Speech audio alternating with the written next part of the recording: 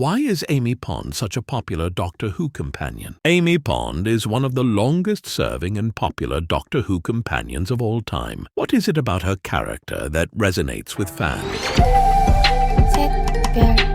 2010 marked the beginning of a whole new era for Doctor Who. There was a new showrunner in the shape of Stephen Moffat, a new Time Lord in the shape of Matt Smith, a new TARDIS, and a new TARDIS lineup. The generated show made its debut in the spring of that year with the 11th hour, introducing many new fans to Doctor Who for the first time, particularly in the United States. And one of the first characters they met was Amy Pond, or Amelia, as she was initially known. Stephen Moffat chose a rather unique way to present the Time Lord's new companion. He crash-landed in Amelia's garden sometime, we presume, in the late 90s, and encountered her as a little girl. Immediately it became clear that Amy Pond was no ordinary human. She wasn't fazed by this raggedy man who had fallen out of the sky in a phone box and ate fish fingers and custard. In fact, by the end of their exchange, Amelia decides she wants to join the Doctor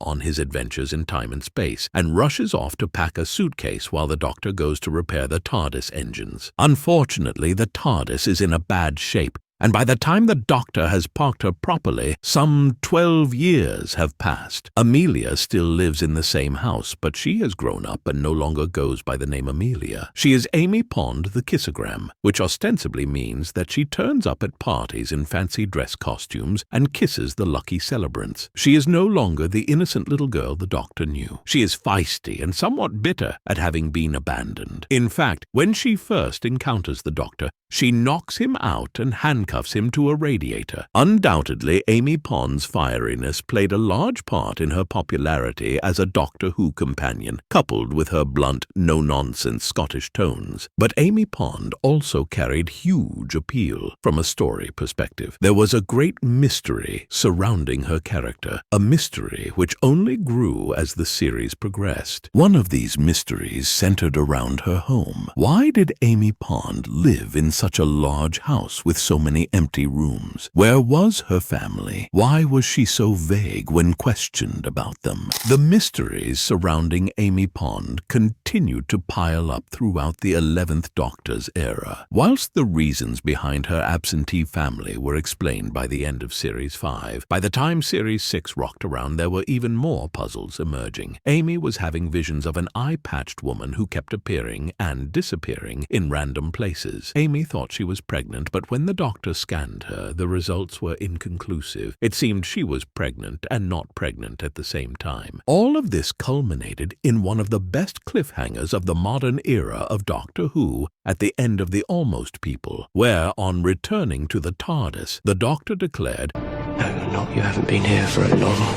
long time.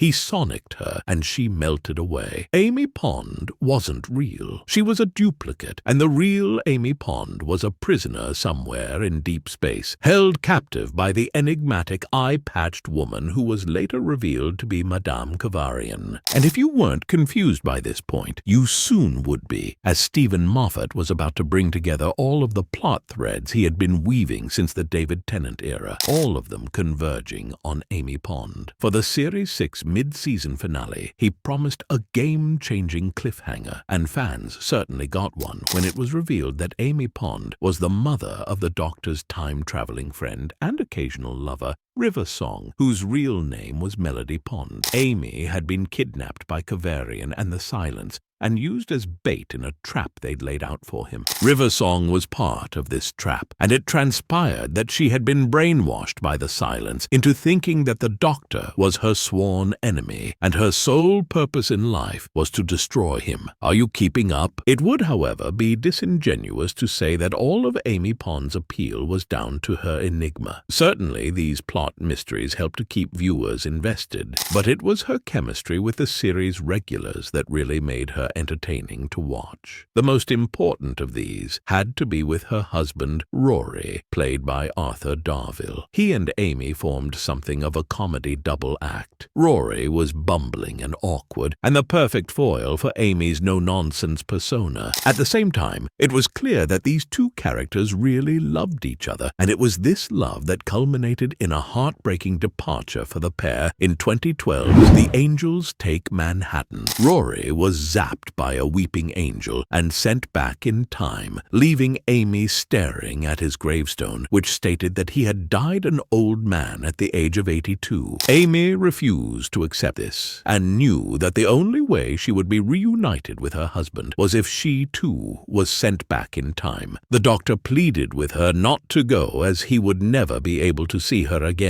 but she was adamant. Raggedy Man!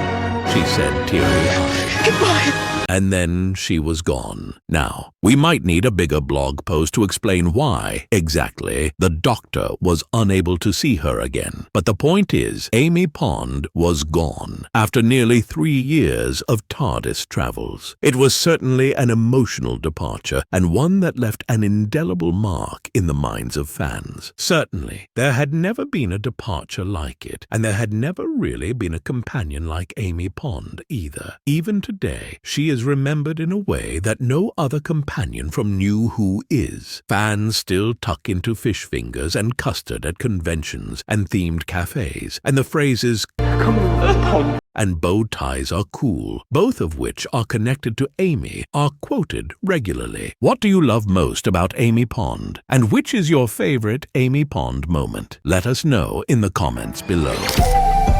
셋, 별,